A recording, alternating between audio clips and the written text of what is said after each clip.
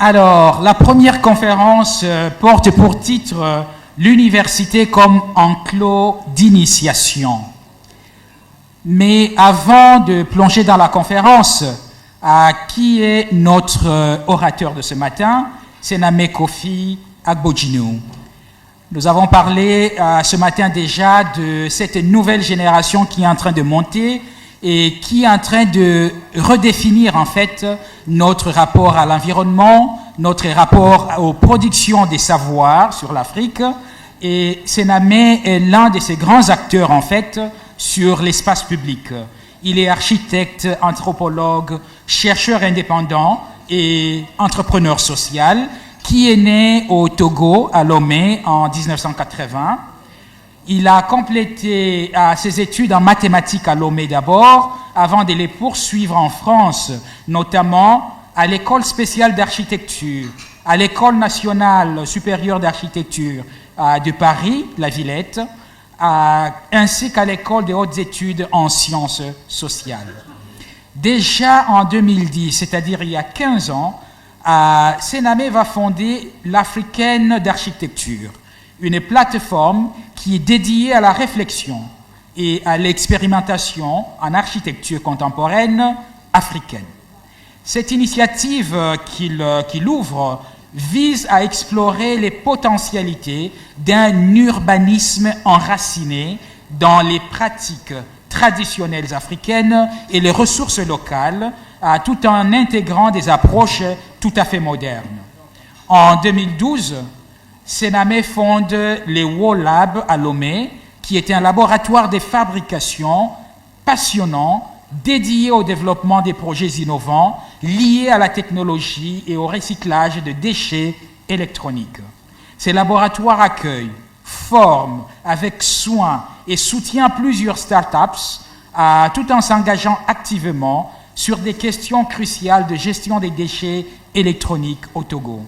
Parmi les initiatives inspirantes des WOLAB figurent les WAFET, une imprimante 3D fabriquée à partir des déchets électroniques, qui a eu l'honneur de recevoir les prestigieux prix Global Fab Award à Barcelone en 2024. Il va lancer également le projet Hub City, concentré sur les développements urbains et la ville intelligente en Afrique, afin de concilier modernité et patrimoine local. Alors, ces travaux mettent en lumière certainement cette intégration des pratiques et des savoir-faire locaux dans une architecture et une technologie moderne.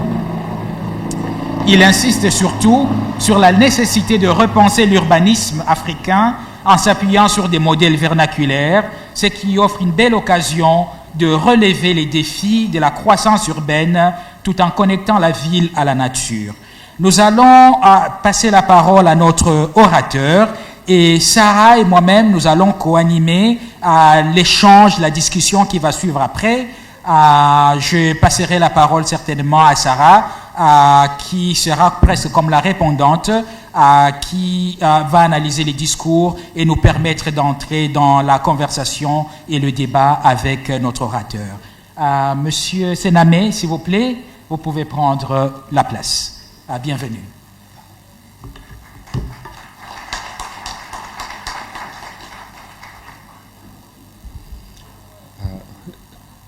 Juste une précision pour commencer. J'ai fait tout ce qui a été dit. Je suis professeur nulle part, en tout cas nulle part d'institutionnel. Et vous verrez, l'institution est tout le sujet de ma communication. Donc je vous remercie pour cette invitation dont je viens d'identifier enfin l'origine.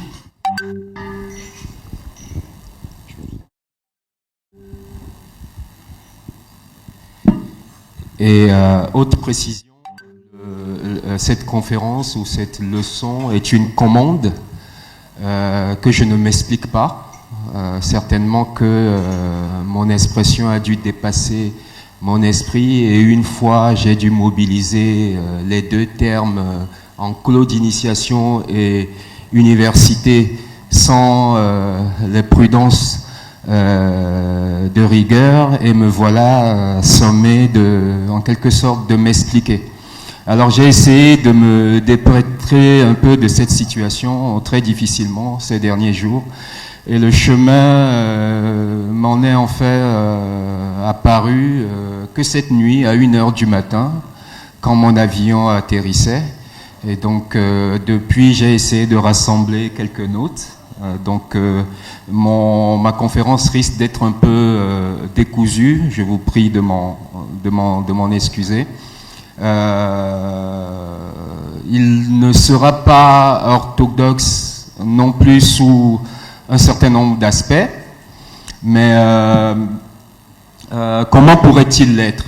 Comment pourrais-je me proposer d'installer une espèce de critique de l'université tout en gardant les codes de l'université? Et comment pourriez-vous vous sentir légitime à remettre en question ce que je dirais aujourd'hui sur l'université en restant en quelque sorte enclos dans les catégories qui sont les vôtres. Tout comme on ne peut pas être jury à son propre procès, ou encore moins juge, on ne peut parler d'université sérieusement qu'en faisant l'effort de se désinscrire du paradigme universitaire si on veut en réalité pouvoir le juger. Et c'est ce petit déplacement en quelque sorte ontologique auquel j'aimerais pour commencer vous inviter.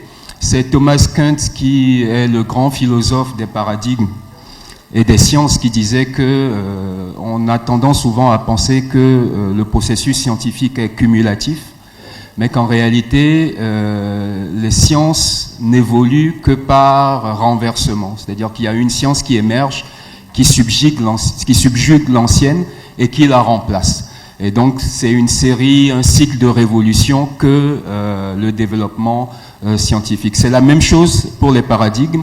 Aujourd'hui, vous êtes tous les tenants d'un certain paradigme, le paradigme universitaire, mais pour pouvoir en quelque sorte jouir de ce que je vais dire aujourd'hui, vous allez devoir vous sortir légèrement de ce paradigme. Et heureusement, Thomas Kuhn dit que entre deux paradigmes, entre deux sciences, en quelque sorte, il y a une espèce d'interrègne, petite période intermédiaire qu'il appelle, lui, les périodes de crise, qui sont les moments où il n'y a plus de paradigme. Et donc, on peut juger sans crainte d'être, en quelque sorte, mu par des préjugés ou des présupposés. Et donc, nous allons considérer que nous sommes, pour le temps de cette présentation, en crise, et je vais vous demander de retenir un peu votre souffle épistémologique pour pouvoir, encore une fois, complètement rentrer dans la substance de ce que je vais vous partager. Donc, il s'agit de traiter d'enclos d'initiation et d'université. Alors, Odile Journet, qui était anthropologue, mais surtout ma prof à l'école des hautes études en sciences sociales, grande spécialiste des Diola, donc population du Sénégal, décrit l'initiation comme une suite d'opérations qui combinent séparation, apprentissage, épreuve et positionnement dans l'espace rituel, et qui aboutit à l'accès aux compétences de l'adulte. Donc c'est une formulation décisive pour introduire mon sujet, puisqu'elle dit en substance que le rituel ne produit pas seulement un statut, mais produit une capacité. Dès lors, la question université devient en quelque sorte un instrument d'analyse. De quel savoir s'agit-il ? Comment se transmet-il? Qui enseigne? Comment valide-t-on ces formes de savoir? Et surtout, quelle personne et quelle société l'initiation fabrique-t-elle? C'est ce chemin de la pédagogie à la politique de la personne que je voudrais parcourir avec vous aujourd'hui. Alors, l'intitulé de la leçon qui est, je crois, l'université, il n'est pas affiché, l'université comme enclos d'initiation, pourrait laisser entendre qu'il en est pareillement de l'un et de l'autre, ou en tout cas que d'emblée et définitivement, dans le cadre de cette conférence, j'essaierai d'établir une relation foncièrement d'équivalence, sinon au moins un rapprochement. Or, vous le verrez, il s'agit ici en réalité de suggérer plutôt, encore une fois, un déplacement ontologique à partir de l'analyse de cette institution qu'est l'université. Et pour finir, vous verrez que je vais même arriver à quelque chose de très contrastif en réalité entre l'université et l'enclos d'initiation. Mais je vais quand même sacrifier au tout début à ce qui s'entend, c'est-à-dire la comparaison entre les deux, et je vais le faire très rapidement en vous lisant mes notes, ce que je n'ai pas l'habitude de faire, donc vous excuserez ma maladresse. Alors, qu'est-ce que c'est qu'un enclos d'initiation pour commencer, parce qu'il faut bien définir la chose. Quelqu'un m'a avoué tout à l'heure qu'elle ne connaissait pas ce terme.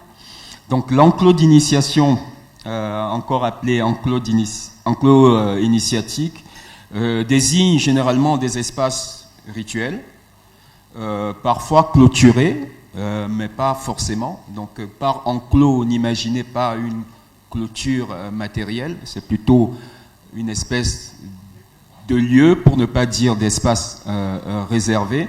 Mais quand c'est clôturé, on n'est pas dans la monumentalité de l'université. Hein. C'est de la paillasse, c'est des haies, au plus des murs en bacco ou de la lisière de forêt.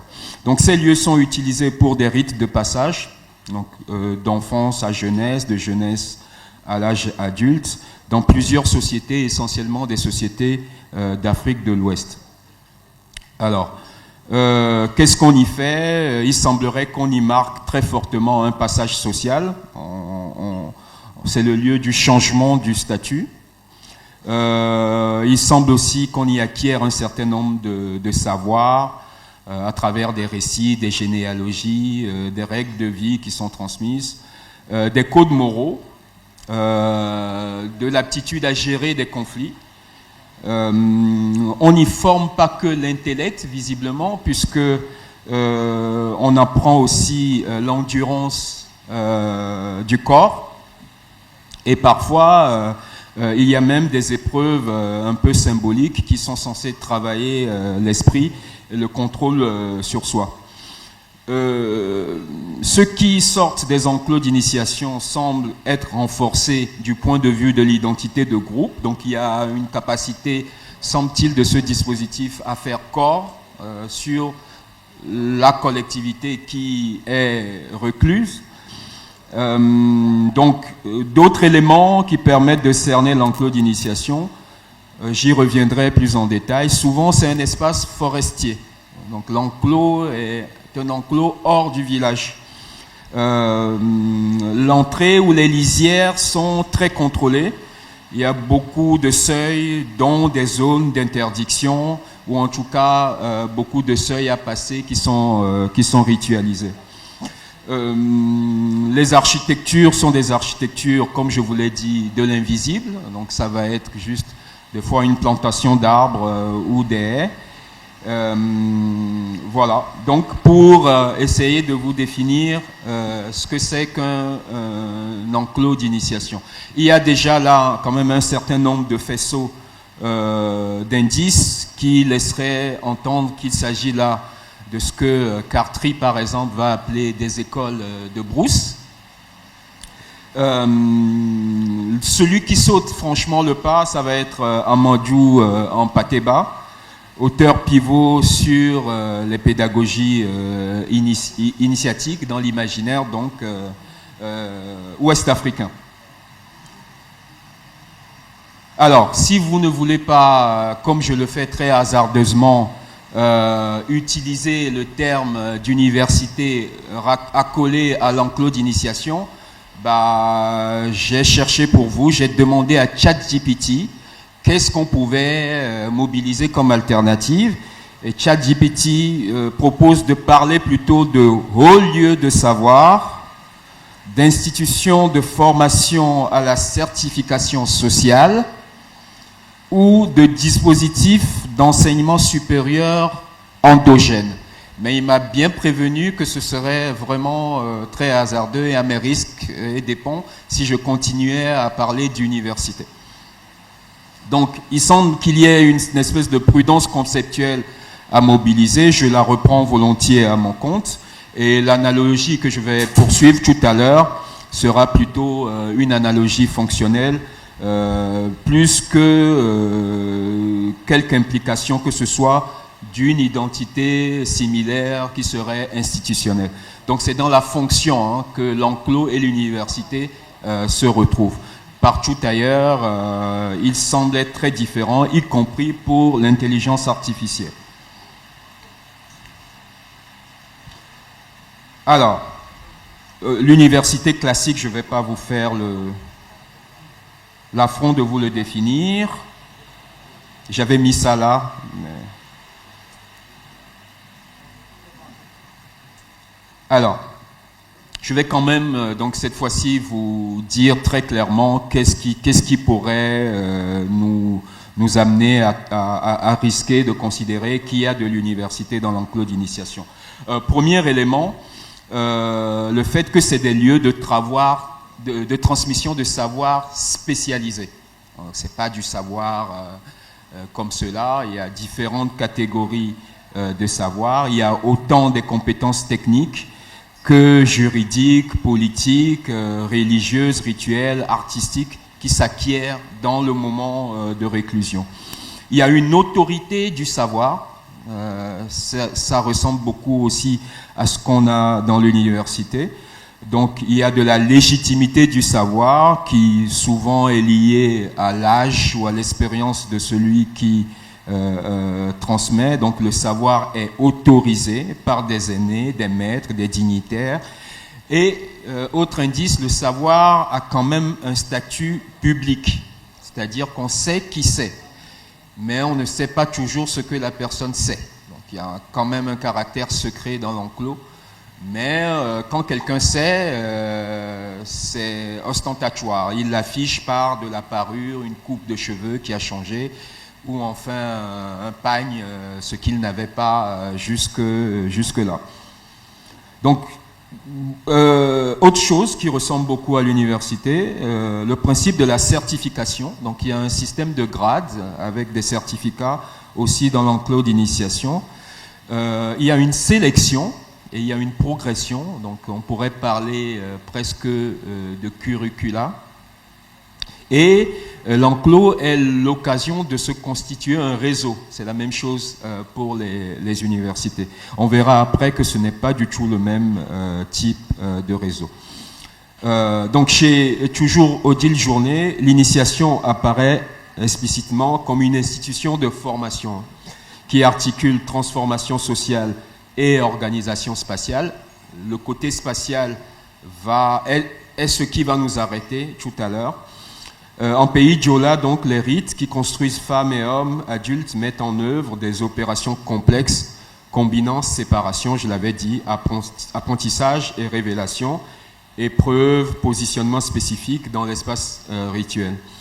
L'espace réservé enclos, lieu rituel, zone d'accès différenciée peut donc être compris comme une infrastructure pédagogique. Mais quand je dis infrastructure, n'entendez pas du tout les murs de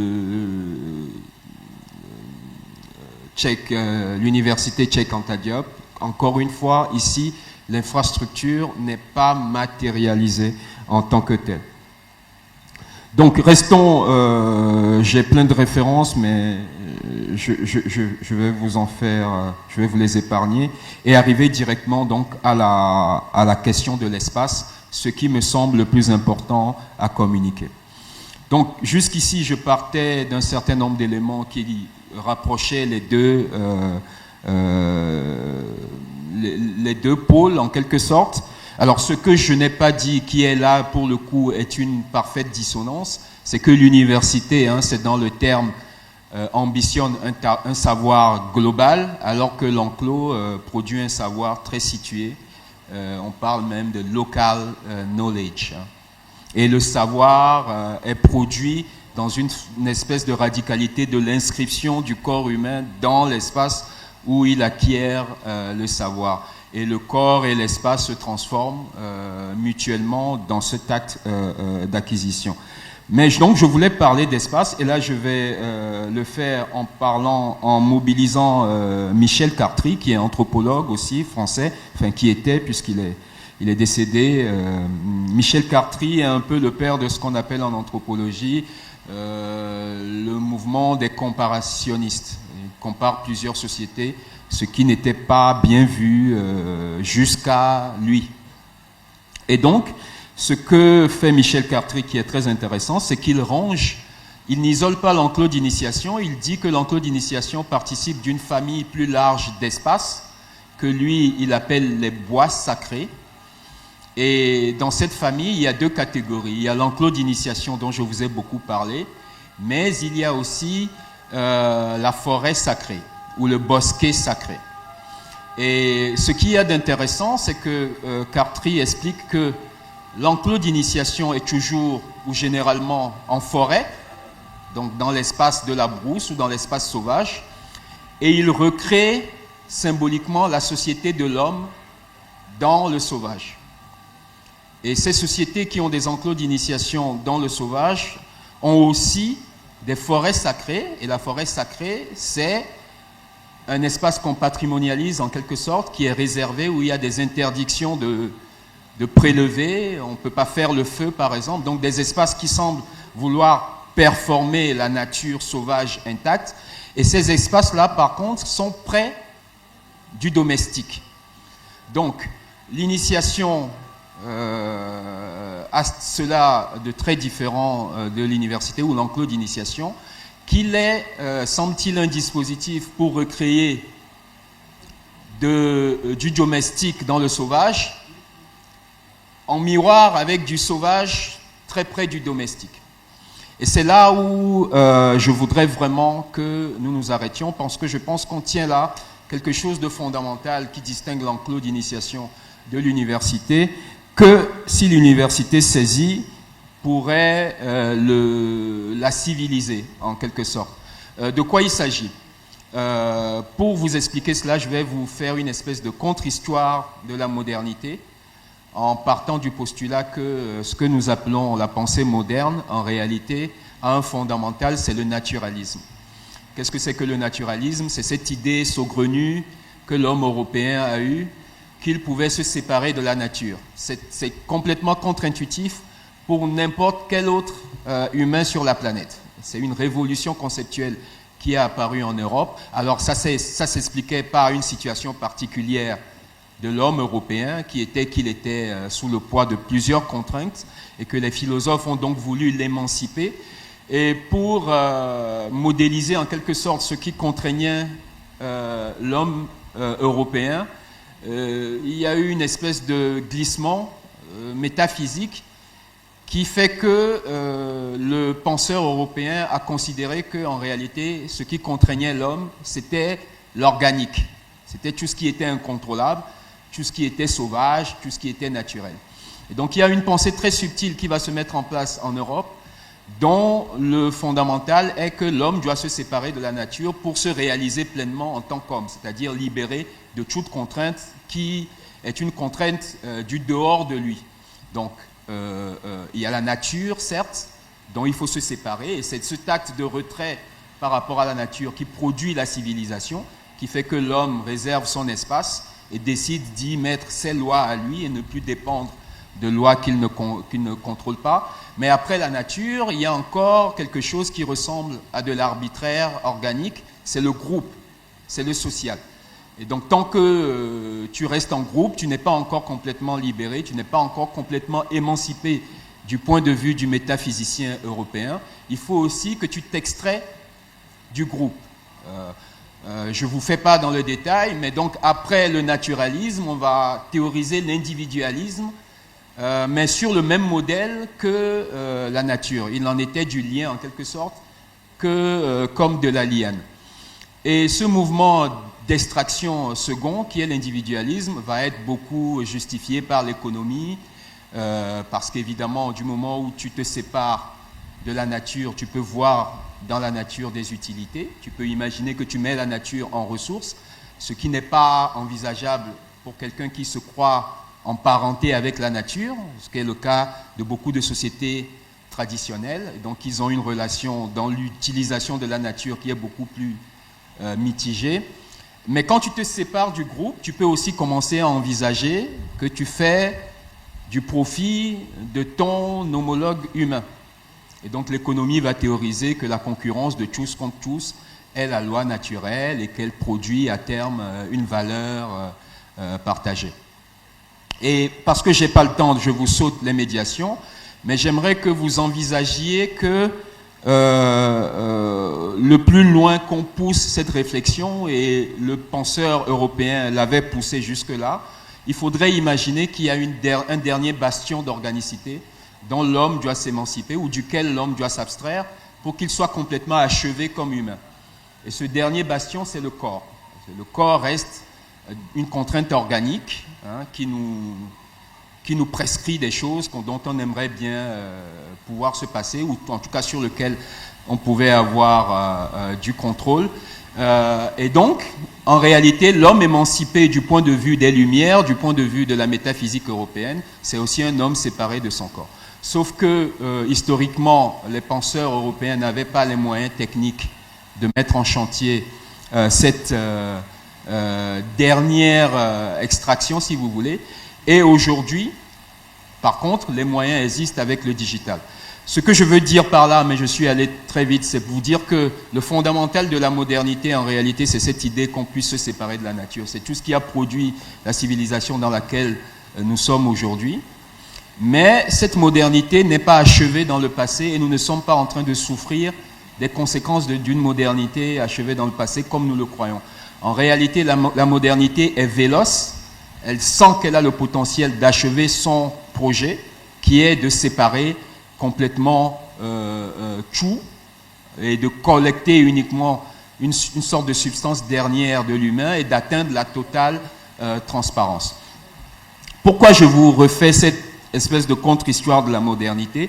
Pour dire que si la modernité est devenue le paradigme, cela suppose que l'université intègre aussi cette relation, presque à son insu, puisque le paradigme, c'est ce qui nous commande sans que nous en ayons conscience. L'université prolonge dans notre réalité contemporaine cette idée que nous devons être séparés de tout et nous ne devrions pas avoir de contraintes d'organicité. Donc je vais vous donner juste quelques éléments pour que vous voyez en quoi l'université moderne est miroir en réalité du naturalisme. Et comment l'université a prolongé jusqu'à aujourd'hui le destin de l'abstraction, de la grande abstraction, ou du remplacement, ou du grand remplacement, si vous voulez, de toute contrainte organique par de la pure transcendance. Alors cela se fait évidemment beaucoup, ça se cristallise en tout cas avec les Lumières et ce qu'on va appeler les encyclopédies, puisque les encyclopédies vont avoir une vision sérielle du monde, avec beaucoup de distance prise avec les choses. Et l'encyclopédie n'est pas un simple répertoire, c'est un acte politique qui prétend rendre le monde lisible, en tout cas à la mesure de l'Europe. Elle découpe, elle classe, elle ordonne, jusqu'à faire taire la voix presque souterraine des choses, la voix organique des choses que toutes les populations ou toutes les peuplades indigènes prétendaient, elles, entendre et avec lesquelles elles raisonnaient. C'est donc par ce mouvement-là donc des encyclopédies que la modernité a produit une de ses principales trahisons, et donc l'université incarne en quelque sorte cela. Mais l'enclos d'initiation, par contre, sur l'intuition que je viens de vous expliquer par le fait qu'on place l'enclos d'initiation rigoureusement dans le monde sauvage, et que le trou, le creux qu'on a créé dans le monde sauvage en allant faire initier les jeunes là-bas pour qu'ils ne soient pas séparés du naturel, mais réellement inscrit en lui. On prend soin de le recréer symboliquement à côté du monde domestique. L'enclos d'initiation, lui, donc, mise en relation avec cette sorte de géométrie du savoir que performe l'encyclopédie, a l'air, elle, de vouloir être une architecture de la densité. Donc ici, on ne veut pas s'étérer, on ne cherche pas la pure transparence, mais on veut de la matérialité par le processus de production du savoir qui est celui des enclos d'initiation. Donc il y a une relation différente dans les deux catégories au savoir. Donc l'enclos ne sépare pas, il relie, il ne clarifie pas, il épaissit, d'où l'importance du secret dans cette forme particulière d'enseignement. Il ne classe pas, il n'est pas sériel comme l'université, il réintègre. Et donc il n'y a pas de spécialité en réalité dans ce qui est enseigné dans les traditions, dans toutes les traditions vernaculaires. On considère que tout peut s'expliquer du même geste, ce qui est une pure aberration pour la science. Et les scientifiques sont des experts universitaires, je veux dire, de leur domaine, et la plupart du temps évitent de regarder ce que l'autre fait, parce qu'en réalité, quand vous vous mettrez à regarder ce que les autres disciplines font, vous vous rendrez compte que votre propre science bug. Vous ne pouvez performer qu'en ayant des œillères et en restant dans votre discipline. Si vous tentez une production de savoir en réalité globale, ce que pourtant dans le terme l'université se propose, en voulant produire une compréhension dans le droit, mais aussi dans l'économie, dans la science physique, etc., vous verrez que les moyens de l'université ne le permettent pas de l'atteindre. Donc, là où l'enclos d'initiation, dans l'enclos d'initiation, on n'apprend pas sur le monde, on apprend avec le monde. On ne devient pas sujet, on devient habitant. Le savoir ne s'y ajoute pas à l'être. Le savoir transforme l'être. Donc on rentre novice et on ressort adulte. Là où l'université moderne extrait, l'enclos incorpore. Là où l'université universalise, l'enclos particularise pour ouvrir au cosmique. Et là où l'université fabrique des experts, l'enclos forme des présences. Donc j'ai plein de citations donc, de Youssouf Tata Cissé, de Nego Bisbo, de Cartry bien sûr, mais je vais, parce que je pense que j'ai beaucoup avancé sur le temps, laisser tomber tout cela et arriver à une espèce de conclusion. Donc ce à quoi, en fait, cette provocation que j'ai faite aujourd'hui, son objectif, ou l'objectif caché, c'était une espèce d'appel à la désobéissance ontologique qui ne vaut que ce que ça vaut. Hein. Vous êtes tout à fait libre au sortir de ce moment de rencontre, de reprendre vos œillères et de, et de continuer. Car si la modernité a fait de la séparation son horizon, désobéir, c'est refuser cette fracture. C'est reconnaître qu'il existe un monde avant le concept, une densité avant la clarté, une présence avant la maîtrise. Et désobéir ontologiquement, c'est apprendre à habiter de nouveau ce monde.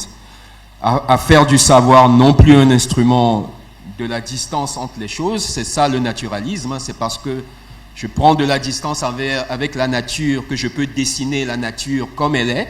C'est toute l'histoire de la picturale européenne. Mais les peuples vernaculaires de partout dans le monde, comme ils ne sont pas séparés de la nature, ils sont incapables de dessiner les choses telles qu'ils sont. Donc ils vont produire un art qui va paraître primitif, où tout semble mélangé. C'est à la fois une femme, un homme, il a des cornes, mais aussi une queue de poisson. C'est parce que dans la conception de ces civilisations-là, tout le monde est comme cela. Et ce n'est pas un défaut ou un manque de qualité artistique. Donc, désobéir ontologiquement, ce n'est pas abolir l'université, je vous rassure, mais le réaccorder au monde. Non plus en faire un espace d'extraction, mais un lieu de ménagement, une chambre non pas claire mais dense, un espace où la connaissance ne sépare plus, mais relie. Alors j'en ai encore beaucoup comme cela, mais voilà, je pense vous en avoir assez. Je resterai là-dessus. Je vous remercie.